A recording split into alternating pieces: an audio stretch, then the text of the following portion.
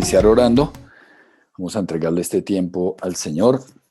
Dios mío, te damos gracias en esta noche, Padre soberano. Gracias, Dios de la gloria, por este tiempo, por tu comunión, por tu presencia, por tu guía, por tu luz, por tu dirección. Gracias, Dios mío, por todas las personas que van ingresando.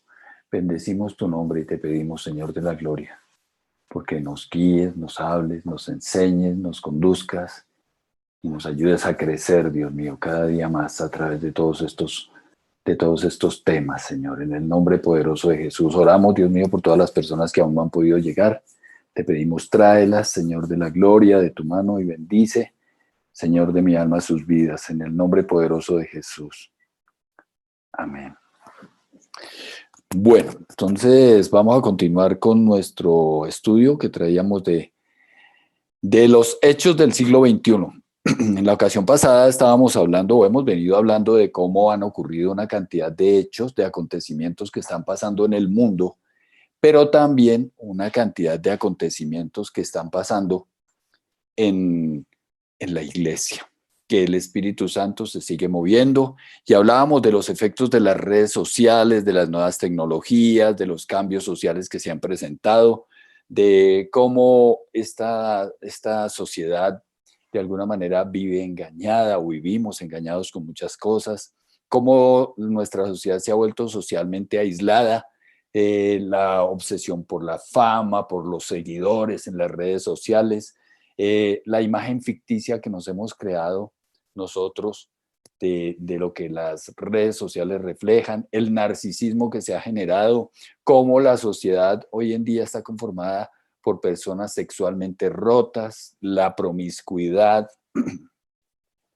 todos los efectos que se han causado en esta sociedad por vivir hoy sin reglas morales, los efectos de la pornografía, las visiones equivocadas, los modelos equivocados, nos han convertido en consumidores insatisfechos, y veíamos que en medio de todo este panorama, pues hay esperanza, y la esperanza es la tarea que tenemos nosotros, la iglesia del Señor Jesucristo, que es la gran comisión, que es nosotros que tengamos claro cómo es el mundo actual, a quién le tenemos que predicar, cuáles son las circunstancias que vivimos hoy en día.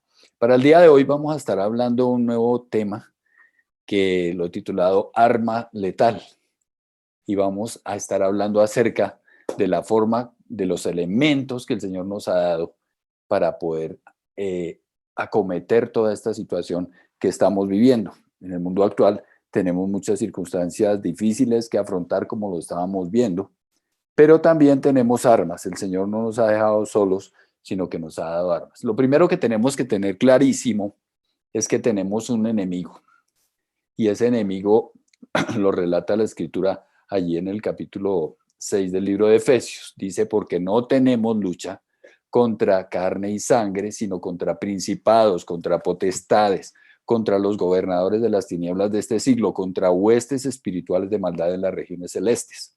Es decir, todo este resultado que nosotros vemos, los efectos de las transformaciones que han sufrido las sociedades, son causados necesariamente por toda la obra del enemigo. El desarrollo tecnológico no quiere decir que sea satánico ni que sea malo, pero los efectos que se han causado, la forma como han incidido sobre las sociedades, pues detrás de todo eso está el enemigo invariablemente. Entonces, nosotros tenemos que tener muy claro que tenemos un enemigo, pero también debemos tener claro que es un enemigo espiritual, y que también el Señor nos ha dotado a nosotros con unas armas con las cuales atacar a ese enemigo. Entonces, el Señor nos ha dado unas armas para podernos defender. Bien, esas armas las encontramos allá en Efesios, la famosa armadura de Dios. Y pues podíamos clasificarlas como en dos grupos: las armas defensivas y las armas ofensivas. Las armas defensivas son las que nos sirven para protegernos. Entonces ahí está, dice: estén firmes vestidos con el cinturón de la verdad, que significa no creer tonterías, fijarse uno en qué está creyendo, la verdad del evangelio. La coraza de justicia. Entonces es algo que el enemigo reconoce. La coraza de justicia es esa firmeza que nosotros tenemos en las cosas que el Señor nos ha enseñado. La disposición, dice, calzado los pies con la disposición para proclamar el evangelio de la paz, ¿no? Que es la tarea, la gran comisión que nosotros como iglesia tenemos. El escudo de la fe para apagar las flechas encendidas del maligno, dice la Escritura. El casco o el yelmo de la salvación, ¿no? Para proteger nuestra cabeza, estar protegido siempre con la seguridad, la convicción, la certeza, la firmeza de la salvación. Y hablamos de un arma ofensiva, en realidad pues yo le puse en plural armas ofensivas, pero la verdad es que el libro de Efesios habla de la espada del Espíritu, que es la palabra de Dios. Pero miren ustedes que ahí entra en juego un arma también, o un elemento esencial, que es la oración. Dice, y tomar el yelmo de la salvación, fíjense, veníamos describiendo toda la armadura de Dios. Dice, y la espada del Espíritu, que es la palabra de Dios. Y enseguida, a continuación, a renglón seguido, dice, orando en todo tiempo, con toda oración y súplica en el Espíritu, y velando en ello con toda perseverancia y súplica por todos los santos y por mí, a fin de que al abrir mi boca me sea dada la palabra, me sea dada debe ser la palabra para dar a conocer con denuedo el misterio del evangelio. Bien, ¿de quién hablaba ahí? Hablaba el apóstol Pablo y estaba explicando eso. Y miren ustedes que aquí hay algo muy importante. Entonces, primero que todo, la espada del Espíritu es la palabra de Dios. ¿Por qué la espada del Espíritu es la palabra de Dios? Porque si la palabra de Dios es la única que el enemigo no puede refutar. Nuestros argumentos los puede refutar el enemigo, pero la palabra de Dios no la puede refutar. Por eso es que recordemos que el Señor Jesucristo siempre le dijo a Satanás, escrito está. Entonces, no podemos atacar al enemigo pretendiendo defendernos de él con nuestros argumentos propios. Tiene que ser con la palabra que es la verdad. Orando, dice, en todo tiempo, dice, la espada debe ser utilizada con la oración. La oración es como la energía, el poder para poder manejar la espada, ¿no? Valga la redundancia. Es la energía para utilizar esa espada. Dice, oren para tener las palabras para dar a conocer el evangelio con valor. Y dicen para proclamarlo de una manera valerosa. Es decir, la oración es para pedirle al Señor su respaldo, su guía. Es decir, que la oración es poder, es la fuerza con la cual nosotros vamos a esgrimir la palabra. Sin la oración no hay nada que hacer. Y vamos a ver nosotros cómo hay una relación, es decir, la oración está íntimamente ligada con la oración, con el evangelismo. La predicación de la palabra, que es la gran comisión que nosotros como hijos de Dios tenemos, está íntimamente ligada a la oración. Es decir, esa oración, esa fuente de poder que es la oración, la necesitamos para poder esgrimir la espada, para poder ir también a ganar la gente para Cristo. Dice, después de haber orado, tembló el lugar en que estaban reunidos. Todos fueron llenos del Espíritu Santo y proclamaban la palabra de Dios sin temor alguno. Oración y evangelismo están íntimamente ligados. Entonces, es algo que nosotros debemos tener muy claro. A veces nosotros nos desanimamos en la oración y vamos a mirar por qué pasa esto, pero tenemos que tener muy en claro que el Señor responde y responde muy rápido. Y yo quise mirar un poquitico al respecto como para compartirles hoy, y la verdad es que frente a la oración tenemos que considerar lo que es la velocidad de respuesta, que tanto se tarda el Señor. Una cosa es que nosotros veamos la solución hecha y otra cosa es tener claro si Dios escuchó y ya empezó a orar al respecto. Dice, aún estaba hablando y orando allá en el libro de Daniel y confesando mi pecado y el pecado de mi pueblo Israel y derramando mi ruego delante de Jehová mi Dios por el monte santo de mi Dios. Aún estaba hablando en oración cuando el varón Gabriel, quien había visto en la oración al principio, volando con presteza vino a mí como a la hora del sacrificio en la tarde. Y allá en el 9:23 dice, tan pronto como empezaste a orar, Dios contestó tu oración. Y en el 10:12 dice, no temas, porque desde el primer día en que dispusiste tu corazón a entender y a humillarte en la presencia de tu Dios, fueron oídas tus palabras, y a causa de tus palabras yo he venido. Es decir, que es muy importante que nosotros tengamos en cuenta que tan pronto nosotros oramos, el Señor escucha. Ahora, la respuesta del Señor la genera inmediatamente. Lo que pasa es que el Señor también tiene sus tiempos y a veces nosotros nos desconcertamos porque no obra en la manera en que nosotros obraríamos. Pero el Señor escuchó e inmediatamente procedió.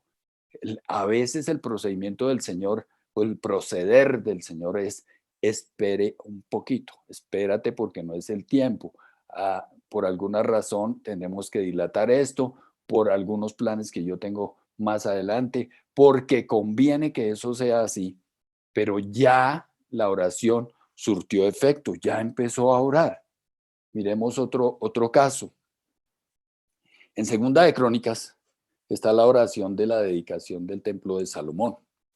Terminada la oración, inicia el capítulo 7 del segundo libro de Crónicas con el siguiente suceso. Dice, cuando Salomón terminó de orar, descendió fuego del cielo y consumió el holocausto y los sacrificios, y la gloria del Señor llenó el templo. Tan lleno de su gloria estaba el templo que los sacerdotes no podían entrar en él. Al ver los israelitas que el fuego descendía y que la gloria del Señor se posaba sobre el templo, cayeron de rodillas y postrándose rostro en tierra, alabaron al Señor diciendo, Él es bueno, su gran amor perdura para siempre, o para siempre es su misericordia. Es decir, que la gloria descendió inmediatamente. Salomón terminó de hacer la oración de la dedicación del templo. Y quiero que entremos a mirar esto un poquito porque es que con eso, cuando no suceden las cosas de inmediato y a la velocidad que nosotros esperábamos, pensamos que Dios no lo tomó en cuenta o que no obró o no va a obrar.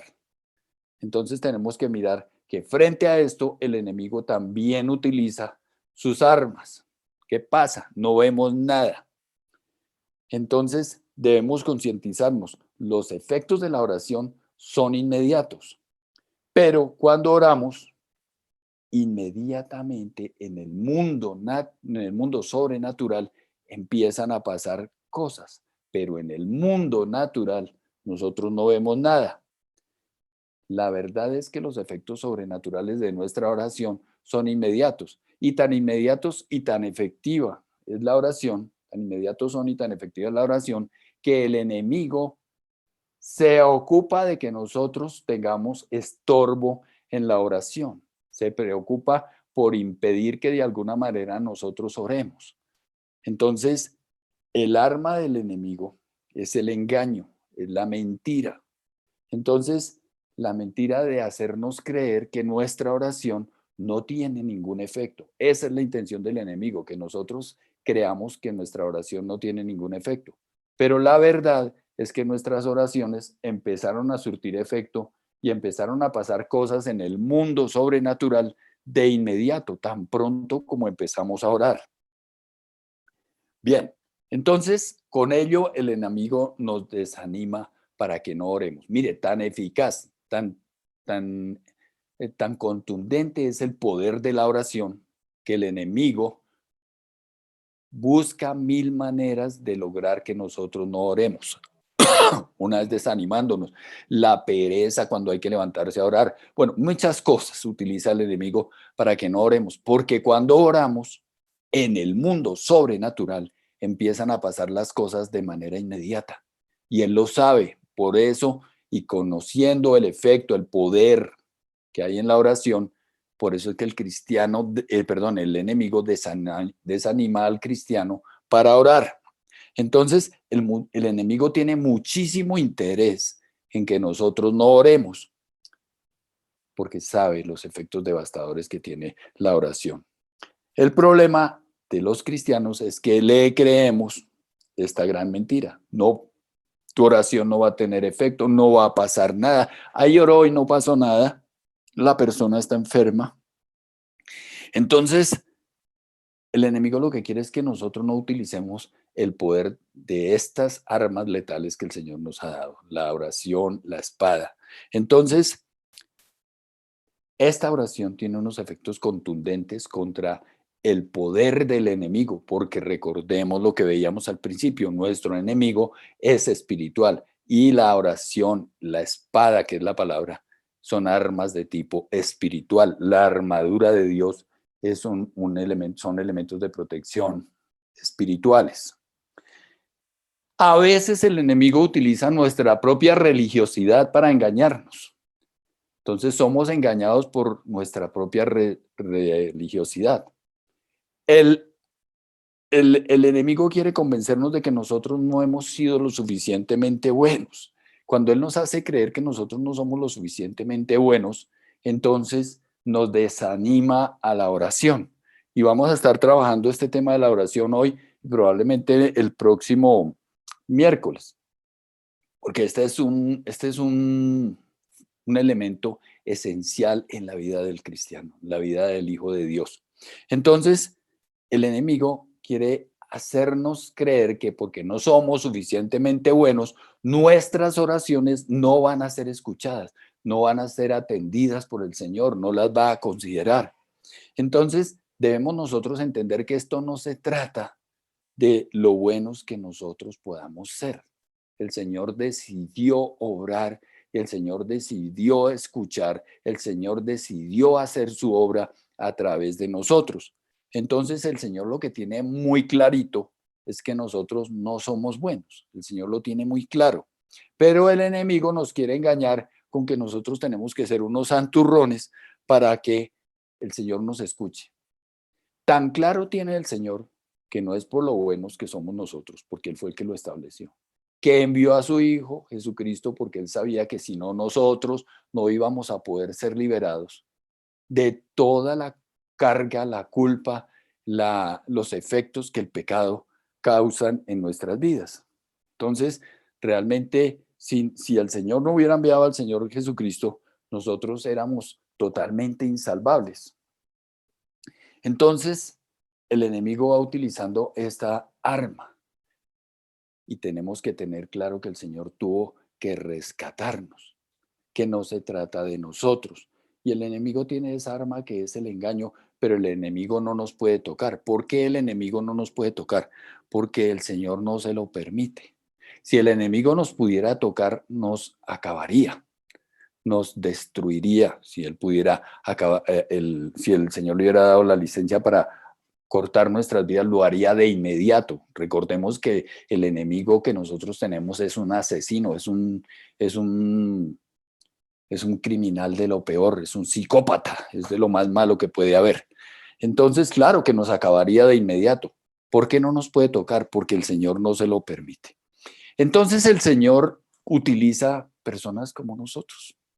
Y cuando uno va a mirar los ejemplos de, de los grandes héroes de la Biblia, de los hombres que el Señor utilizó en la escritura, donde están todos los ejemplos, la historia de lo que ha ocurrido, nosotros vamos a ver que esos hombres, desde el punto de vista de la religiosidad, son verdaderamente impresentables. Miren ustedes, ahí está Moisés, un caudillo que era tartamudo y lleno de temor.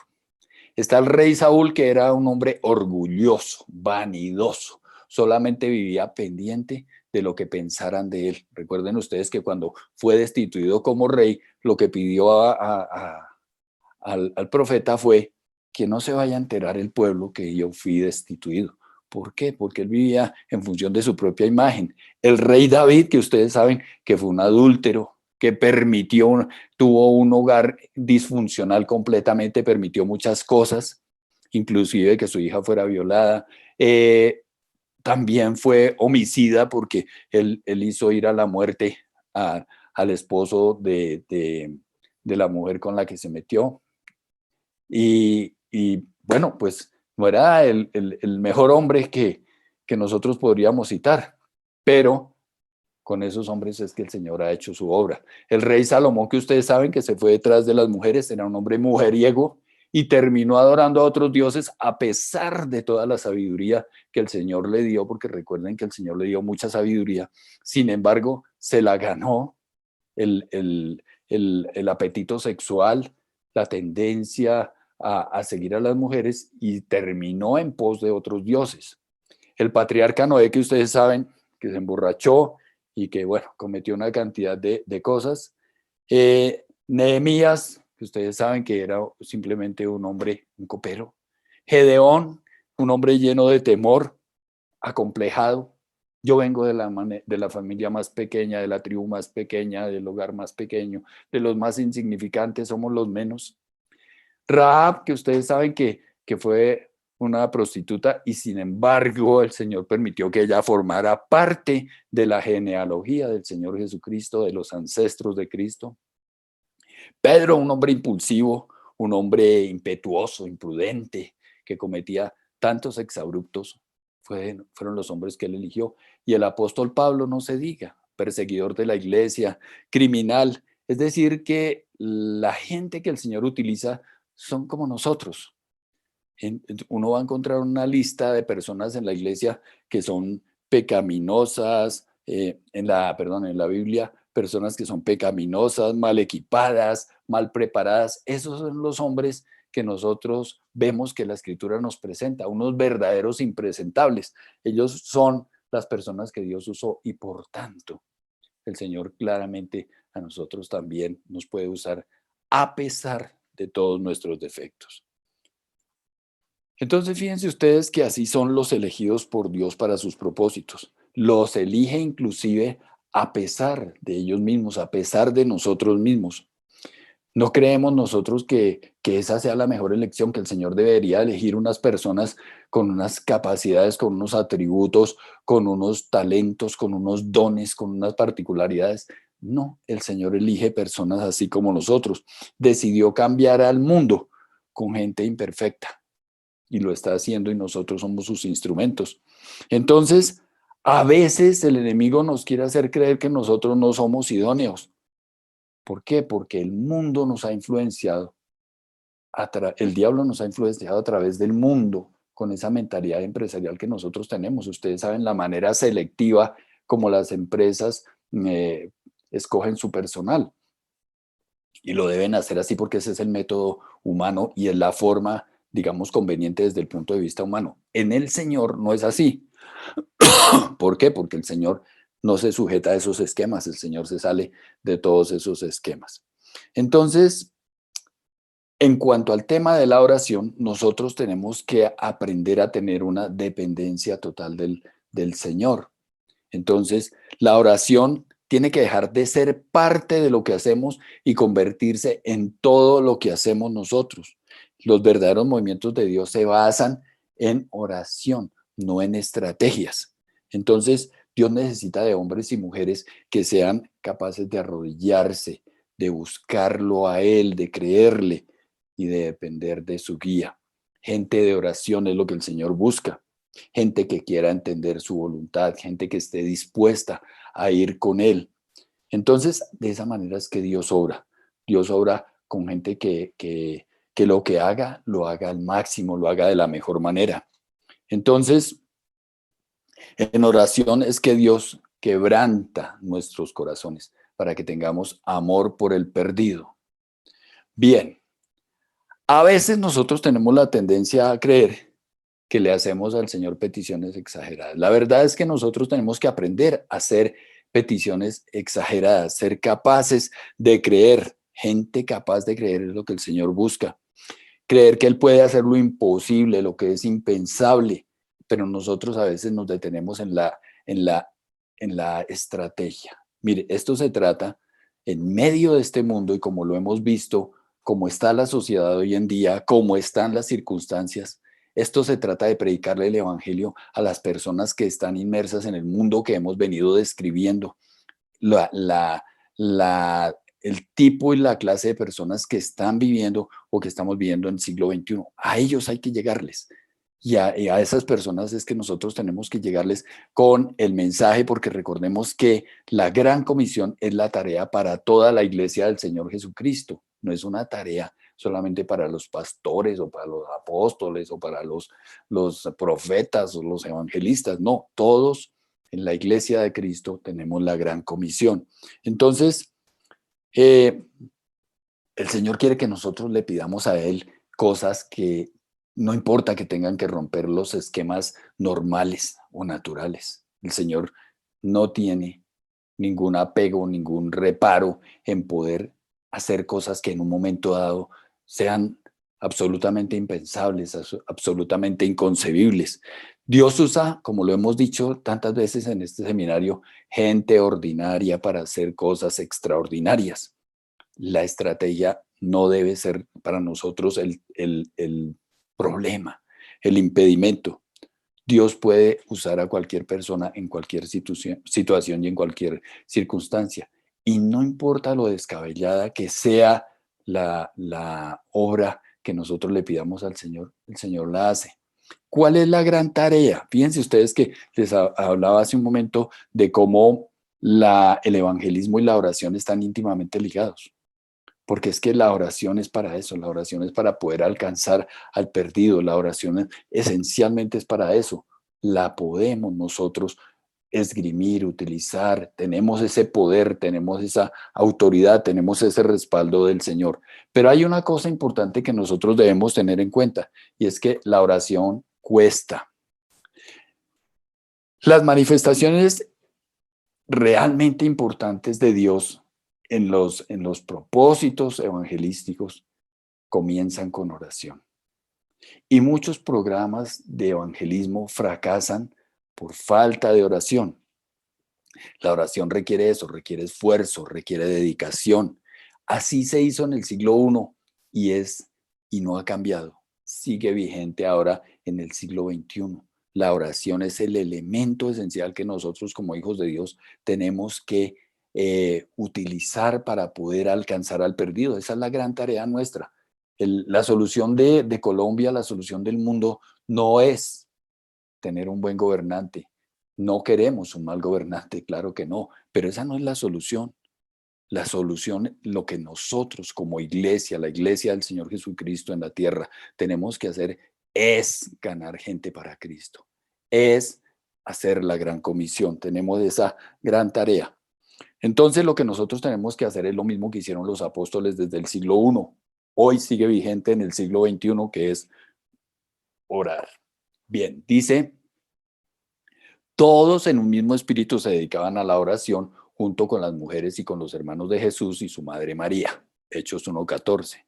En Hechos 2:42 dice, se mantenían firmes en la enseñanza de los apóstoles, en la comunicación, en el partimiento, perdón, en la comunión, en el partimiento del pan y en la oración.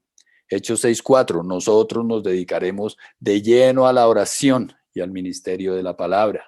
Hechos 12:5, pero mientras mantenían a Pedro en la cárcel, la iglesia oraba constante y fervientemente a Dios por él. ¿Por qué estaba en la cárcel Pedro? Pues por estar predicando el evangelio. Y miren la respuesta, cómo llegó.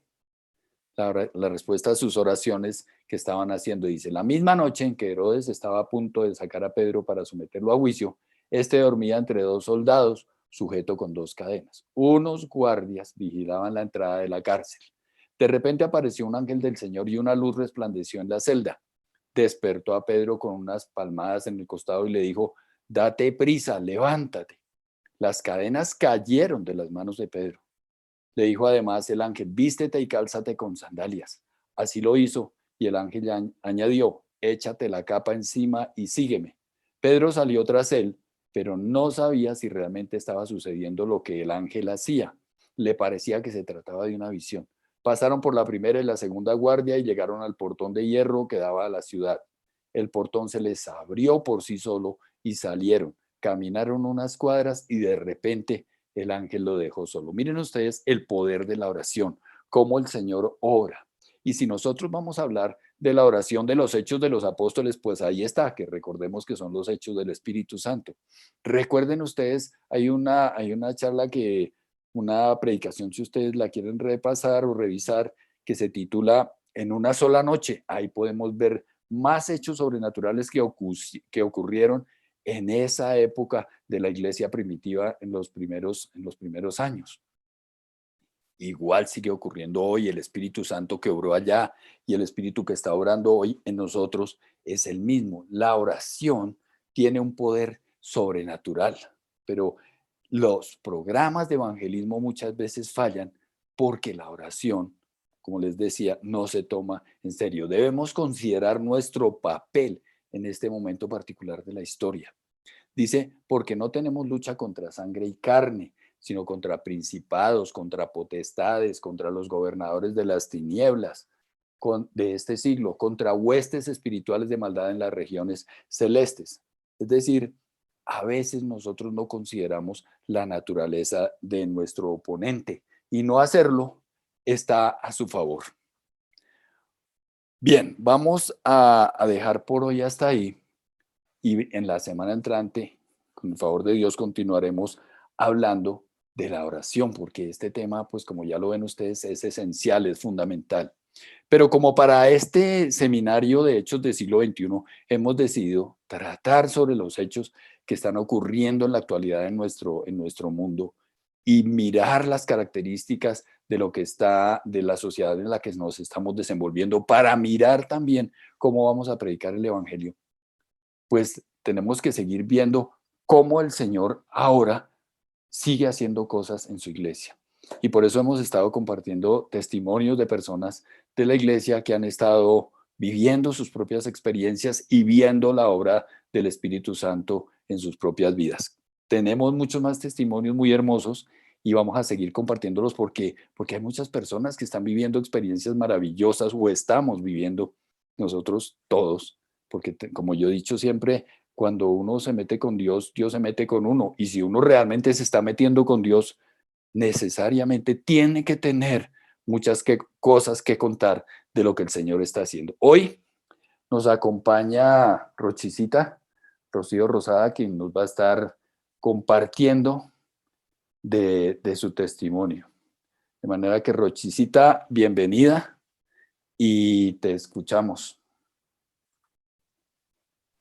¿Ahí ya me escuchan? Sí, ya, Rochi. Bueno. Buenas noches para todos.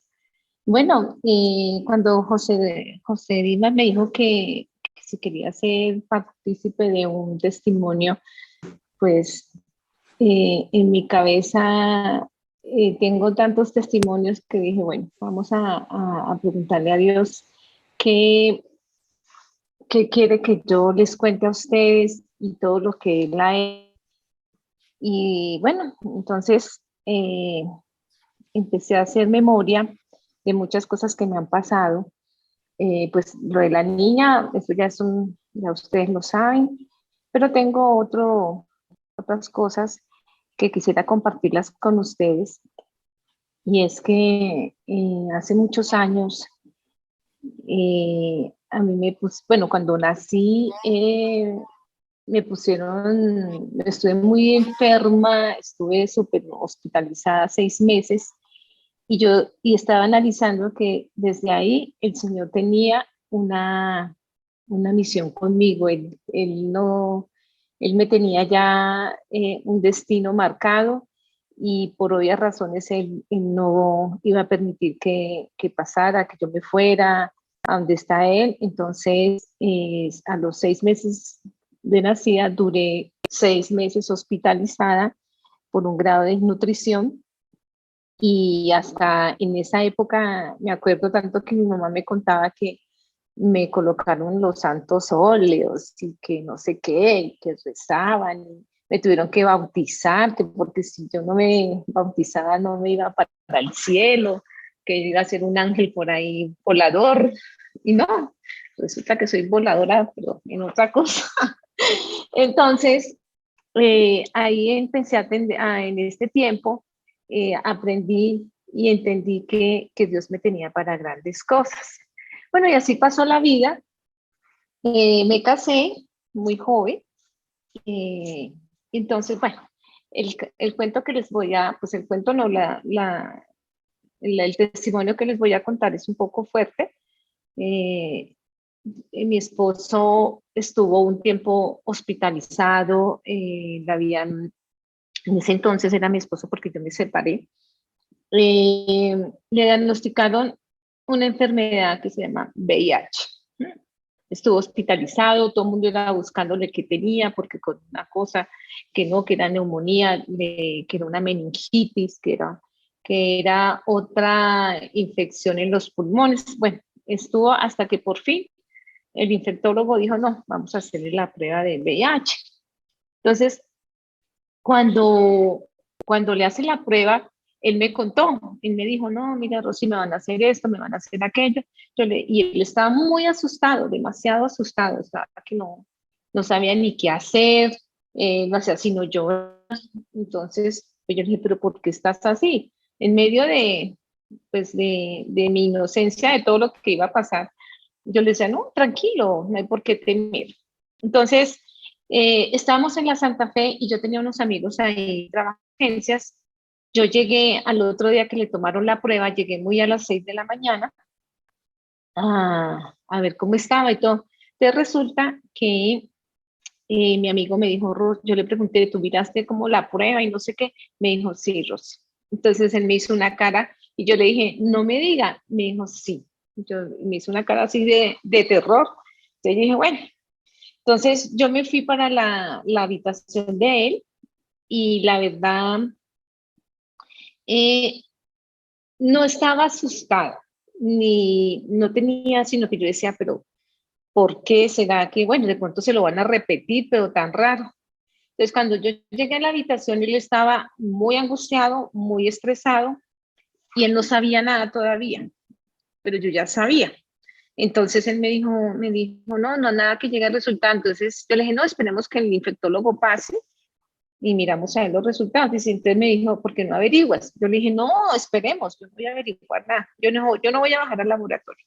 Entonces cuando llegó el infectólogo, como a las 11 de la mañana llegó con su grupo de estudiantes y todo.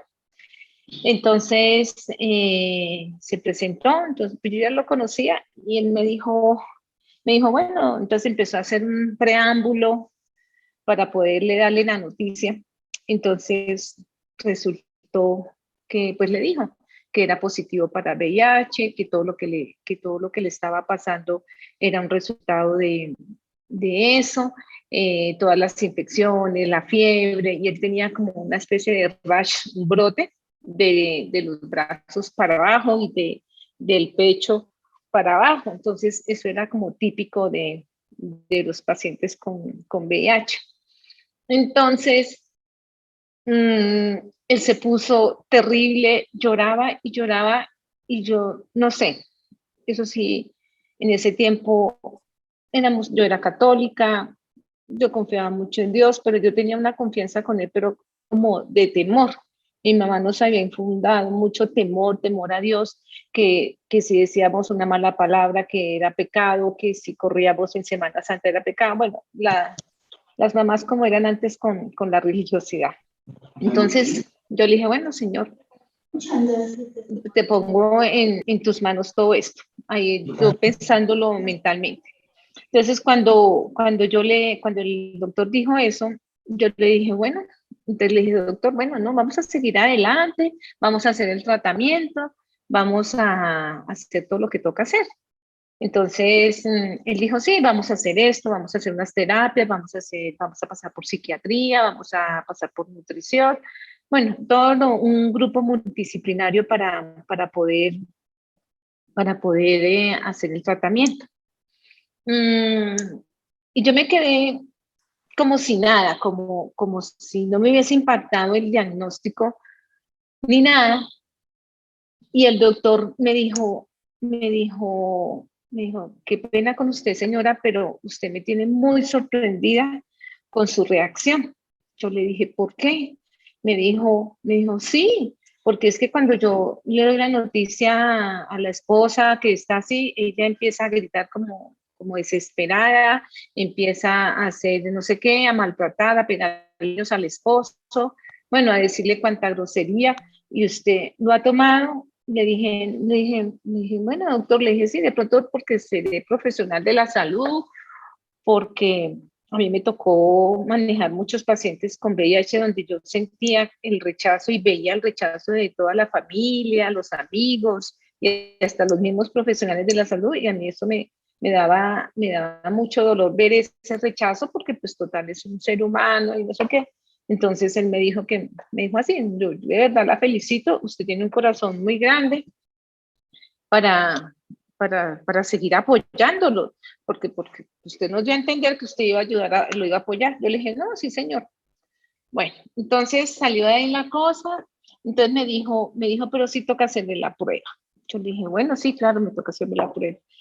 Entonces, cuando yo ya llegué a mi trabajo, estaba trabajando, en las tardes trabajaba, y yo llegué a mi trabajo, eh, estaba almorzando, calmada, entonces él me dijo, vaya si se toma la prueba en un laboratorio que quedaba ahí en la 151 con 147 con autopista.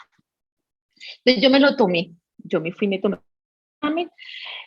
Obviamente con un poquito de pavor, yo no sabía a quién contarle, yo no sabía a quién decirle, yo solamente le decía, Señor, haz tu voluntad en mí, yo no sé qué hacer. En todo caso, en ese tiempo yo recé una Ave María, un Padre Nuestro. Entonces, dije, bueno, yo lo recé. No voy a decir mentiras, yo lo recé. Yo dije, bueno, Señor, parará esto ya. Y recé la Ave María. Lo único que me faltó era hacer un rosario, porque nosotros hacíamos mucho rosario y que no sé qué, parará. Entonces, después del resultado, bueno, yo no volví a la clínica, como un día no pude volver porque se me acumularon los pacientes, bueno, se me presentaron muchas cosas, pero en ese entonces mi esposo me llamaba y me decía, ay, mira que como a las 5 de la tarde, cuando yo me tomé la prueba, me dijo, ay, mira que me llegó el resultado y estás positiva.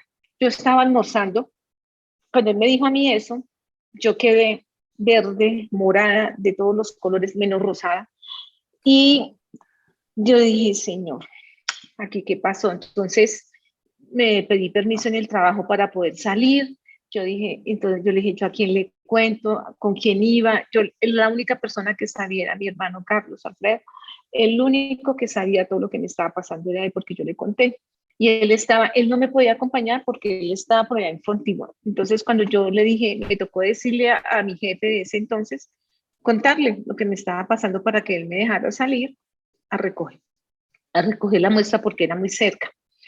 Entonces él me dijo, vete con alguno de acá, yo le doy permiso, no sé qué. Entonces me dijo, váyase con Pilar, con una médica, que ella es muy devota de la Virgen María, bueno, ella es muy mariana y para acá. Entonces nos fuimos en el carro y ella empezó a orar y no sé qué, bueno. Entonces, en todo caso, cuando yo llegué al laboratorio, yo estaba muy asustada. No voy a negar que no estaba asustada porque pues con un diagnóstico de esos pues es terrible.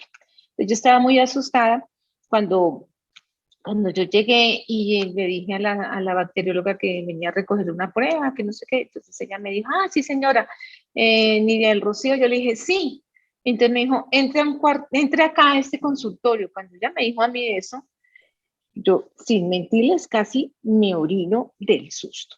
Yo dije, no, cuando lo hacen meter a uno hacia el cuartico, como cuando uno va a salir del país que llega a Estados Unidos y lo hacen meter por allá un cuartico, esa fue yo creo que la misma sensación mía.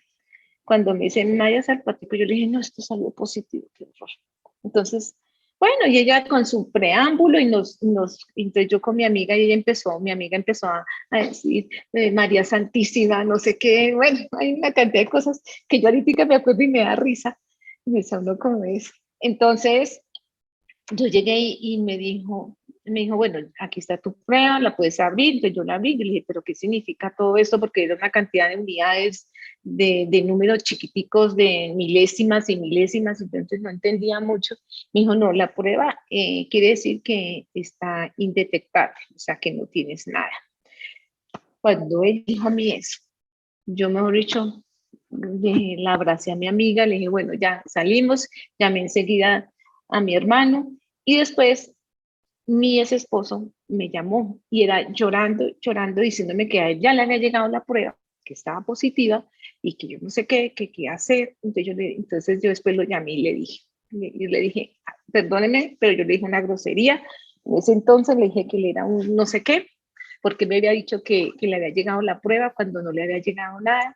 Entonces, y salí negativa, le dije. Entonces, claro, yo le dije que él quería que yo estuviera positiva, que era tanto su egoísmo que él quería que yo también estuviera positiva. O sea, eso fue una cosa muy dolorosa, hemos dicho, casi me muero. Y le dije, yo no sé tan irresponsable. Bueno, en todo caso, él dijo que era que no me quería ilusionar, que no sé cuánto.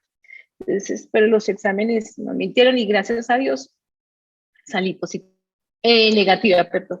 Y después empieza un proceso de la enfermedad de él y entonces iba todo como bien, empezó a pasar como todas las etapas de un duelo de hijo y entonces empezó ya después con la etapa de buscar culpables, de yo no sé qué, yo nunca le pregunté cómo había pasado, nada, sino si él me quería contar, yo le decía, pero, y cada vez que íbamos a controles, el doctor me decía, me le quito el sombrero, usted ha sido una esposa, mejor dicho, muy buena, usted tiene el cielo ganado, la Santísima Virgen la coronó, y yo me reía, ahorita me río de eso.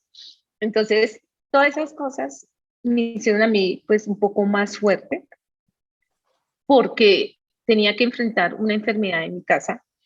Estaba preocupada por mis hijos, yo tenía a Daniela y tenía a Diego, entonces yo le pregunté al infectólogo que qué pasaba con ellos. Entonces él me dijo que no, que a ellos no tocaba, porque pues eso había pasado, eso tuvo que haber sido un contacto hace 5 años, la niña tenía 7 y Diego pues ya estaba más grande. Entonces me dijo que no había necesidad de hacerle pruebas a ellos. Y después empezó todo ese proceso y él empezó a buscar culpables y la culpable fui yo. Eh, yo lloraba mucho porque me señalaba que por culpa de él yo no sé qué había hecho y nunca me decía nada, pero sí decía que yo tenía la culpa de todas las cosas. Entonces empezaron como a encontrar como culpables y empezaron mis sentimientos a decir, mira, yo estoy haciendo algo, yo no lo he rechazado, yo no lo saqué de mi casa, yo no le dije hasta aquí llegamos, porque imagínate, nos hubiéramos podido contagiar, imagínate yo contagiada con VIH, quién iba a cuidar a los niños. En esa época era un tratamiento bastante agresivo, él se tomaba como 14 pastillas. A mí me mandaron a tomar pastillas para retrovirales, me mandaron a tomar por prevención, por profilaxis. Esas pastillas me dieron muy duro, yo sentía que me perseguían, me sentía angustiada, duré 7 tomándomelas y yo casi me muero. Era de una ansiedad, entonces yo decía, no, yo no puedo creer, y este señor, ¿cómo se aguantaba? A él no le pasó nada de eso. Entonces, pero yo sí cuando me las tomaba, yo a toda hora andaba en la calle como si alguien me estuviera persiguiendo y yo decía, esto no puede ser. Y el doctor me dijo que todo eso era normal. Entonces yo le dije, ¿cuándo me las van a quitar? Porque yo no, pues me dijo, no, son 7 días y 7 días te las tomas. Entonces esas pastillas me dieron vómito, de todo. Yo terminé bajándome casi como 4 kilos de peso en 7 días porque era muy terrible. Entonces, claro, a mí me daba más pesar con mi ex marido diciendo, tomándose 14 pastillas, a mí solamente me mandaron 2, pero él tomaba, yo, hemos dicho, la mejor comida, lo paladeaba mucho y le tuve tanta paciencia, que una noche yo le dije, yo me arrodillé y empecé a hablar con Dios sin ser cristiana, sin ser cristiana. Y yo le decía, Diosito, ayúdame, porque no sé cómo seguir aguantando esta presión, porque él empezó a tenerme más control. Si yo salía, si me demoraba 5 o 10 minutos más de lo normal, me armaba unas peleas espantosas. Yo no tenía ya en ese matrimonio y fue pasando el tiempo y ya estaba muy presionada. Yo lo acompañaba al psicólogo y en el psicólogo, cuando estábamos ahí los dos, él decía una cantidad de mentiras. Y yo decía, yo no puedo creer que esté pasando todo esto. Y yo le dije a Dios, muéstrame qué tengo que hacer, muéstrame para dónde tengo que coger, dígame qué hago. Santísima Virgen, decía, y yo, no, qué locura. Y tuve un sueño, tuve un sueño con Dios, yo tuve un sueño con Él, donde Él estaba sentado en una silla como un trono, como debe estar Él en un trono, súper lindo, y yo estaba en una silla pequeña y estaba recostado así como cuando la mamá lo está abrazando a uno ahí en su brazo, y él me abrazaba y me tocaba la cabeza y me decía, yo sí te quiero. Y me hacía así. Y yo me puse muy feliz cuando él tengo esa revelación, ese sueño, y empiezo a tener paz en mi corazón, porque cuando pasó eso, a mí me tocaba hacerme la prueba cada mes por 6 meses, y cada vez que yo me tomaba esa prueba sin decirles mentiras, para mí era un suplicio. Yo dije, pucha, porque pues no es detectable así tan fácil. Entonces tiene que uno hacerse controles y controles. Yo duré 3 años tomándome esa prueba, y cada vez que me la tomaba, para mí era una locura. Después pasó todo ese tiempo así, tuve muchas luchas con él, con su enfermedad. Después él empezó a tener conmiseración con él, que pobrecito él, que pobrecito y que pobrecito, entonces nadie le podía decir nada, y empezó a manipular a muchas personas y a mucha gente, y empezó también él como a sentir el rechazo de las personas de su trabajo. Pues a mí eso me dio rabia porque pues no le daban la mano, no lo saludaban, pues porque pues hay algunas personas que se tuvieron que enterar, no sé qué, pero eso pasó así. Bueno, y pasaron así el tiempo cuando eh, yo le dije que yo no iba a poder resistir esto, que era mejor separarnos, porque yo estaba en muy buena voluntad de ayudar, de colaborarle con su proceso de enfermedad, pero yo lo único que estaba sintiendo era ataques y ataques de él. Entonces yo dije, yo me voy a separar. Entonces él se puso a llorar, que no sé qué, que claro, que yo ya lo iba a abandonar, que yo ya lo iba a dejar porque tenía esa enfermedad y que no sé qué. Entonces, tácate, tuvo un bajón de defensas y me tocó hospitalizarlo.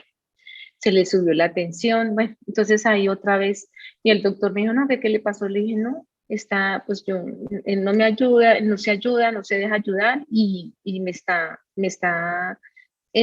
maltratando emocionalmente. Entonces, bueno, entonces hablaron con él, y bueno, pasó un tiempo y empezó a cambiar y cambiar, y pues como siempre en todas las prédicas, lo que uno escucha es que Dios lo cambies a uno nunca va a lograr cambiar a las personas, y él nunca cambió.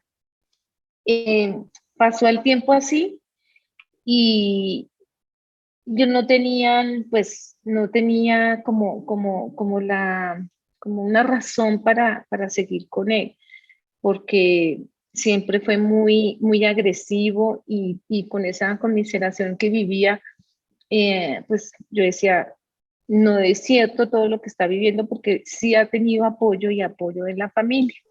Entonces yo me separé, me fui de la casa, me fui con mis hijos, un día me le volé porque fue volada de la casa, y otra vez tuve otro sueño con Dios, donde me decía, yo estoy contigo. Yo lo veía el blanco, blanco grande, un blanco resplandeciente, y me decía, yo estoy contigo, yo estoy contigo. Entonces, cuando él me dice a mí eso, yo estaba diciendo, bueno, él me está ayudando a esto, y yo voy a salir adelante sola.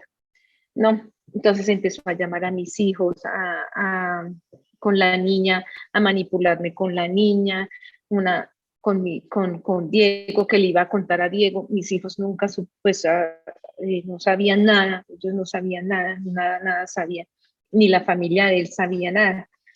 Entonces empezó esa manipulación, Y entonces la niña dice mi mami que mire que pobrecito mi papá. Entonces una noche fue allá donde yo estaba, no sé cómo averiguó dónde me fui porque yo nunca le conté dónde me había ido a vivir. Y fue allá y otra vez me convenció. Y yo otra vez me fui para la casa otra vez. Bueno, eh, el caso es que, bueno, ahí estuvimos como un tiempo como medio bien, pero asistiendo a terapias, él con su alimentación, él se fue bajando de peso mucho. Entonces, pues yo trataba de ayudarle con la alimentación. Y, y no cambió, no mejoró, volvió a lo mismo. Entonces después nos diagnostican con lo de la niña. La niña empezó a tener unos problemas, sangrados y sangrados y sangrados. Y bueno, empezó ahí también otra pesadilla. Yo todavía seguía en mi catolicismo. Eh, entonces él empezó a, a culpar, me culpaba de la enfermedad de la niña, porque él decía, porque nunca se supo de dónde le dio la enfermedad de Daniela. Y él empezó a decirme que era por mi culpa, porque yo le llevaba virus de los hospitales, que donde yo estaba, que yo no me... que una cantidad de situaciones que psicológicamente yo me estaba afectando mucho. Eh, y entonces llegó un momento en que dije, no, no voy a poder más, no voy a poder resistir esto. Y nada, entonces yo dije, voy a esperar, porque lo de la niña fue muy impactante. A la niña la diagnostican y primero como una leucemia. Entonces, yo ese día me fui para la iglesia católica, a donde mi mamá iba, y yo me fui para allá. Y sin mentirles, yo en esos donde está el Señor en la cruz, que tienen como un auditorio ahí donde uno se arrodilla, y yo oraba y le decía, Señor, ayúdame con la niña, ayúdame, mire todo lo que estoy pasando, mira, acabo de pasar con esto, con mi exmarido. Entonces, bueno, una cantidad de situaciones. Y yo lloraba, pasaba el sacerdote y ni siquiera se mutaba, oiga, señora, ¿qué le pasa? Venga, le ayudo. Y yo no. Yo terminé casi allá en el altar de la iglesia, diciendo los salmos esos responsoriales, diciendo todo, pero era como que yo quería como que alguien me dijera, ven, ayúdame. Yo le decía, ¿qué hago? Me sentía mal. Y dije, no, esto no es para mí, aquí no hay nadie, un vacío y un vacío tan grande. Entonces yo dije, no, esto no es. Entonces conocimos, mi hermano era amigo de un sobrino de Marta, de Matica y de Efraín. Y, en la iglesia, de verdad que tenía como tantos vacíos, de eso que uno dice, aquí no es, estoy equivocada, estoy en el lugar que no es. Y a pesar de que yo no tenía esa relación, Dios, yo siempre hablaba con él y yo le contaba y le decía cosas. Y él siempre en mis sueños, sin querer, me estaba respondiendo que él estaba conmigo, que no tuviera miedo. Entonces, así fue que yo empecé a tener como siempre dije, y en este tiempo que he estado acá ya en la iglesia ya más de 11 años, me he dado cuenta que el Señor siempre ha estado conmigo, que Él siempre, a pesar de la religiosidad, de todo, Él siempre me estaba dando paz, me estaba apoyando, me estaba como protegiendo de tantas cosas, porque protegerme de haber tenido un VIH, o sea, solamente lo hace Él. Solamente lo hace Él, porque yo duré 3 años, 3 años, y cada vez era más, salía más negativa, más negativa. Yo decía, solamente lo hace Dios, eso solamente esa Claro. protección divina que Él hizo conmigo. Yo cuando me acuerdo, yo lloro mucho por eso, y yo le doy gracias a Él porque me ha protegido y que protegió a mis hijos de esa enfermedad tan devastadora que es, porque eso va acabando y va acabando. Y en ese tiempo que a él lo diagnosticaron, porque eso hace más de 20 años, creo yo, pues todavía no había tanta tecnología como la hay ahora. Ahora ellos viven más que uno, pero sí era el daño emocional y la connotación que trae, que trae eso de, con un diagnóstico, porque yo tuve muchos pacientes con un estado ya de SIDA, que se le llama ya ese síndrome, donde ya está en las últimas, y personas muy jóvenes. Entonces yo dije, Señor, tú me protegiste a mí de eso, porque fácilmente por mi profesión y por todo, yo siempre estuve muy expuesta a todo, pero Él siempre me protegió de todo, siempre. Y cuando ya empecé a estar a tener esa relación con Dios, que empecé a conocerlo, que empecé a verlo de otra manera y a tener esa confianza de decirle y hablar con Él, porque yo antes, yo hablaba con Él, pero solamente era, Señor, ayúdame, por favor, Dios mío, no sé qué, y Padre Nuestro, y Ave Marías, y no sé qué, pero ya cuando uno empieza de verdad a traer y a tener una relación con Él y a traerlo en su corazón todo el tiempo, es impresionante lo que Él hace.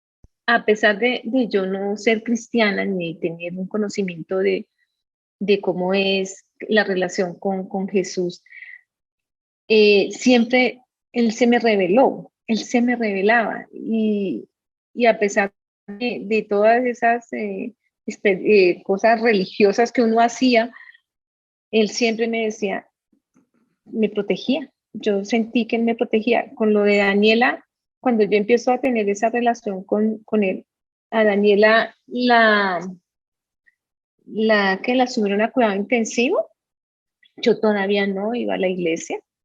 A ella la subieron a cuidado intensivo y estuvo muy mal. Y por la noche, cuando yo me despido de ella no me reconoce. Ella no me reconoció porque pues ella tenía hemoglobina 2 y cuando debe ser más de 13, cuando tenía las plaquetas tan bajitas, tenía 2000 cuando teníamos que tener más de 250. Entonces yo sí pensé en el daño cerebral que ella podía tener. Entonces, cuando yo me entero de todo eso, ya algunas personas de la iglesia saben, eh, yo me fui a despedir de ella y ella se quedó mirándome como, ¿usted quién es? Entonces yo me le presenté, le dije, Danis, yo soy tu mamá, yo me llamo Rocío, tu papá está afuera, se llama Marcos, tú tienes un hermano, pero yo tenía aquí un nudo en mi garganta. Yo casi no le podía hablar. Le dije, mami, tú te llamas Daniela y estás acá porque estás con una enfermedad. Y ella me dijo, bueno.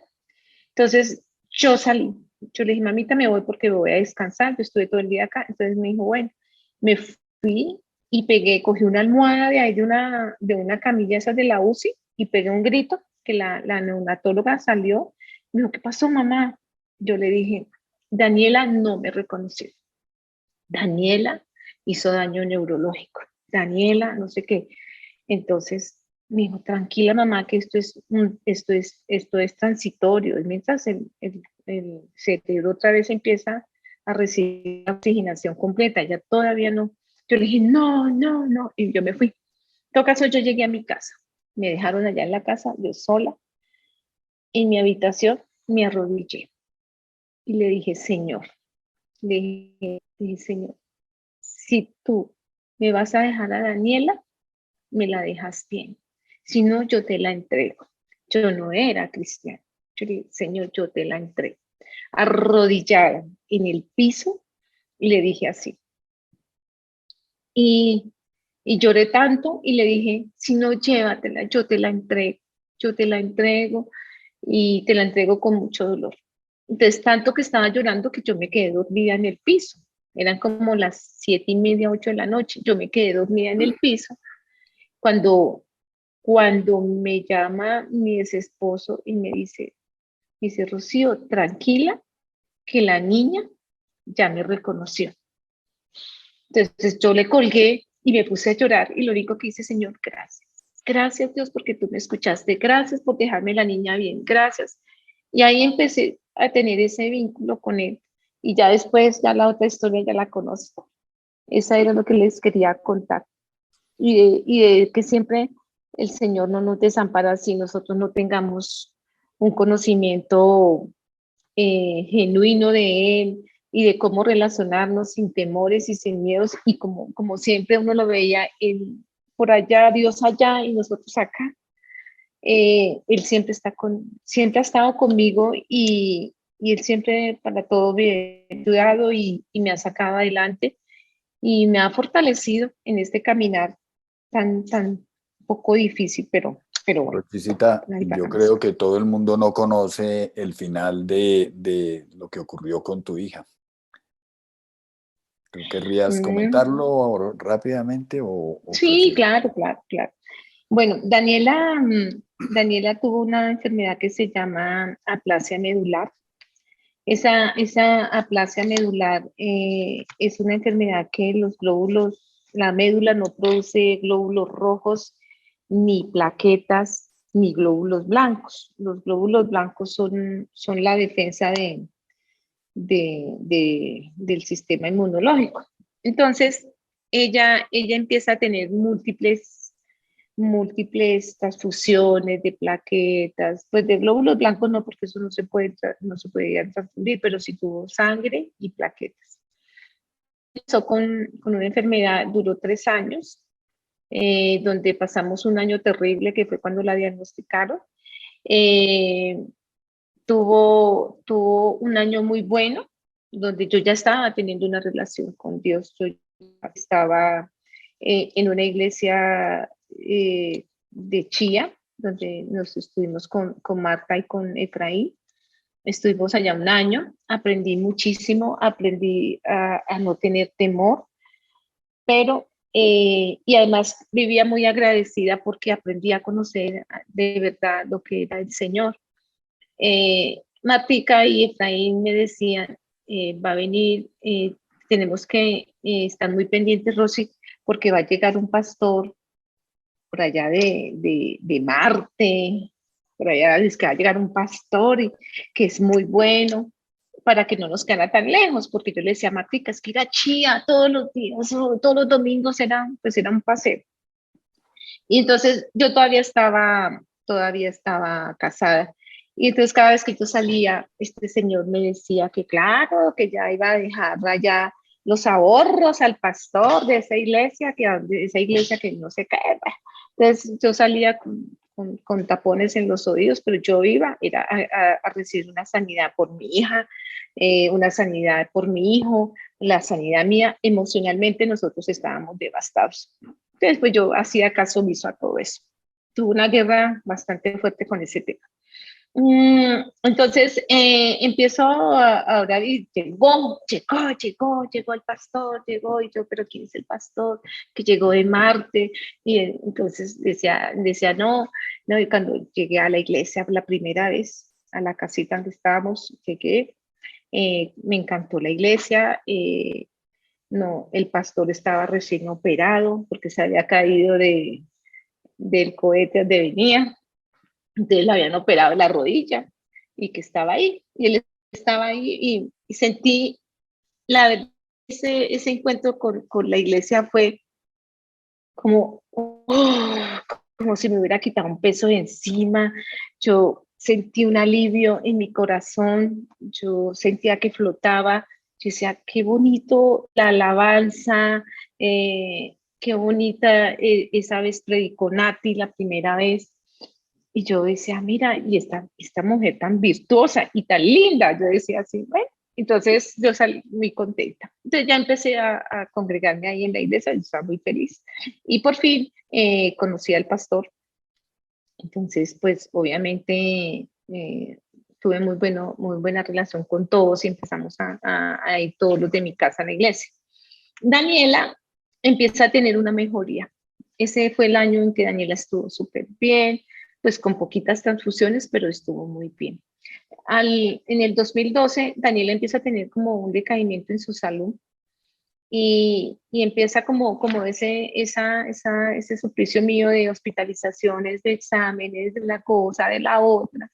Entonces yo dije, no, aquí está pasando algo raro, pero Natalia y Andrés y todos oraron, y siempre en oración para la salud de Daniela, pues para hacer corto el cuento, el Señor la sanó de una manera que pues obviamente no se esperaba, como todos nosotros como seres humanos apegados a los hijos y todo. Y también aprendí que yo estaba colocando a Daniela por encima de todo, por encima de mí, de Dios, y eso no debía de ser. Y empecé como a tener como, Señor, haz tu voluntad, pero en medio de mi corazón, como así en la carne, déjamela, déjala que es mi hija. Entonces, Daniela fallece, empiezo a tener unos conflictos internos con Dios porque obviamente Él no hizo lo que yo quería, ¿no? Y Él hizo fue su voluntad. Y empiezo a tener rabia, pero eso sí, doy siempre gracias a Dios porque tenía a Natalia, a Andrés y a mucha gente de la iglesia ahí, levantándome en cada caída, no me soltaban y yo no dejaba tampoco de congregarme, a pesar de la lucha que yo tenía con Dios y que sentía que Él me había defraudado, que él no me escuchaba, que Él no me escuchaba por todos mis pecados, que Él se había llevado a Daniela por, porque yo había cometido muchos errores con muchas cosas y entonces que Él se había como vengado de mí y me había dicho, mira, eso es por haber hecho eso. Entonces Natalia, gracias a ella, fui entendiendo muchas cosas que me fueron fortaleciendo. Eh, empiezo a tener, eh, empezaron ir a la iglesia muchos testimonios. Cada vez que había un testimonio, yo me iba y me metía por allá en la iglesia infantil y lloraba y gritaba. Yo decía, ¿por qué a este sí y mi hija no? ¿Por qué? Y Natalia me decía, dile lo que quieras, desahógate. Yo hacía eso, decía, ¿por qué? No sé qué. Preciso, el hijo de Alfredo y de Diva, él tenía un tumor en un riñón y el Señor lo sanó. Entonces me dio más rabia porque era un niño. Entonces yo, porque a él sí, no. Entonces cuando empezaron a salir todos esos testimonios, yo tenía que salir huyendo de la iglesia porque yo sentía rabia. Y yo lo confieso, yo sentía mucha rabia porque, porque a ellos no y a mi hija no. Y así empecé el proceso de mucha rabia, eh, mucho dolor y, y después pasó el tiempo y estuve como en un seminario ¿cómo es que se llama este? ¿Nathan es? ¿Nathan? Ah, Nathan. Nathan. Estuvo un seminario con él. Y ese seminario con él que estuvimos como 3 días, como no me acuerdo cuántos días fue, en un momento en el seminario, él nos dice, puso una silla ahí en el lugar y dijo, hagan de cuenta que aquí tienen a Jesús. ¿Usted qué le diría? Entonces, cuando yo estaba llorando mucho, yo estaba muy afectada, y yo me arrodillé en el piso y yo le dije, Señor, te te perdono por haberte llevado a mi hija.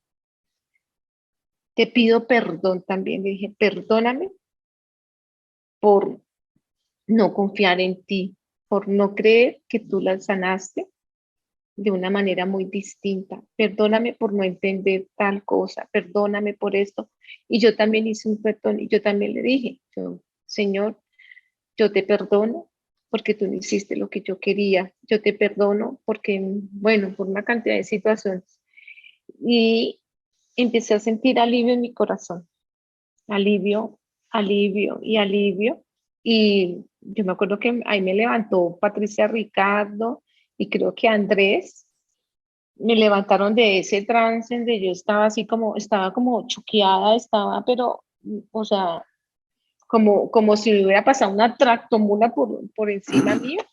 Y ellos me levantaron y de verdad empecé a sentir mucho alivio en mi corazón.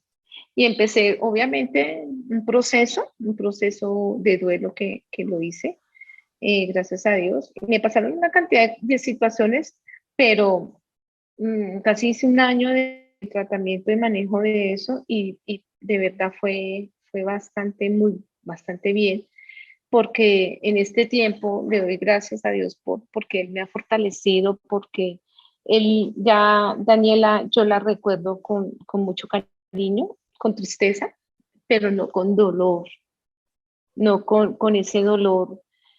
Hay obviamente fechas y situaciones que lo hacen a uno derramar lágrimas, Puede ser, claro.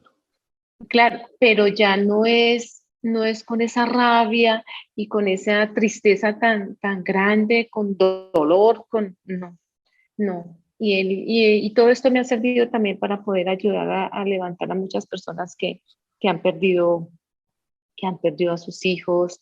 En esta pandemia me pasaron muchas situaciones de eso y de verdad que el Señor me está usando con eso. Y me he podido levantar, gracias a Dios, me he podido levantar y cada vez me levanta más, me fortalece más, eh, tengo mejor relación con Él y ya cada vez entiendo, no del todo, no del, pero sí entiendo la sanidad que hizo con Daniela. Mm. Sé que él Rochisita. me dirá cuando estemos allá con él, me va a decir por qué, porque pues he estado ahí con ese tema todavía, pero sí, sí, sí, cuando uno de verdad cree y confía en el Señor, en Él todo es posible. Rochisita, muy amable, Sí. muchas gracias. Creo que tú tienes muy claro por qué el Espíritu Santo es el consolador. La Escritura dice que es el consolador y fíjate que el Espíritu Santo no te va a consolar con palmaditas en la espalda ni con palabras, sino Él produce el consuelo. Por eso tú puedes hablar hoy con la libertad con que puedes hablar de esa situación. Entonces, fíjate Mm. cómo el Espíritu Santo, que la Escritura lo llama el Consolador, no es un nombre exagerado. Él produce ese consuelo en nuestras vidas.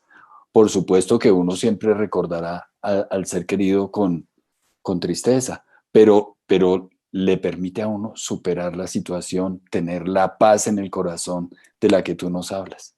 Entonces, Mm. pues qué maravilla lo que es la obra del Espíritu Santo. Y Rochisita, muchas gracias por compartirnos, muchas gracias por traernos ese testimonio. No, a usted, José Dimas, Ah, por invitarme y por poder contar que no solamente que uno tiene que estar de verdad con el que es. O sea, uno tiene que mirar siempre hacia adelante y siempre buscar a Dios, buscarlo en todo momento.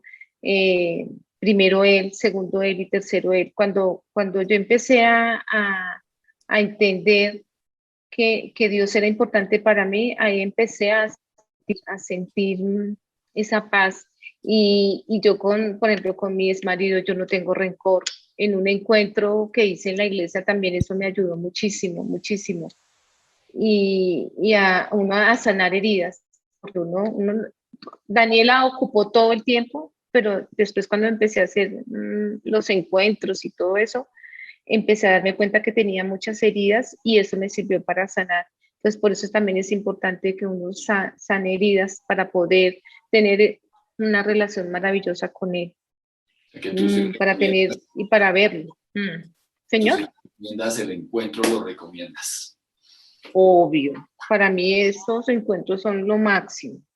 Eso sí, que se sana uno, se sana. Mírenme a mí, porque pues obviamente yo tenía pues, rencores que no los manifestaba con mi exmarido y tenía temores y tenía muchas cosas que él emocionalmente cuando yo dije me voy a separar, yo lo hice con la aprobación del Señor, porque yo le dije, Señor, ¿yo qué hago?